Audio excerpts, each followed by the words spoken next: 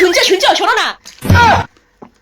কি হলো এরকম করছো কেন? বলছি কি আজকে কোন ডে বলো তো? এইটা জিজ্ঞেস করার জন্য তুমি এরকম লাফিয়ে এসছো? হ্যাঁ সত্যি তুমি পারো বটে। আর আজকে তো ফ্রাইডে। ধ্যাত তেরিকা। আচ্ছা আজকে কত তারিখ? আজকে 7 তারিখ। আচ্ছা বলো তো এটা কোন মাস চলছে? তুমি কি আমার সাথে কনমানেঙ্গা কারোরপতি খেলছো নাকি? হ্যাঁ একটার পর একটা প্রশ্ন করেই যাচ্ছে তখন থেকে। তেরিকা তোমাকে যে প্রশ্নটা করছি সেই প্রশ্নের উত্তরটা দাও না। এইটা তো ফেব্রুয়ারি মাস চলছে। ও আজকে তো রোজ ডে। এই তো মনে পড়েছে আজকে হচ্ছে রোজ ডে মানে গোলাপ দিবস। তা তুমি যখন কাজ থেকে বাড়ি ফিরবে আমার জন্য কিন্তু এটা মনে করে গোলাপ এনো। একটা গোলাপের দাম জানো কত? 200 টাকা। 200 টাকা দিয়ে আচ্ছা সে মটন বিরিয়ানি হয়ে যাবে।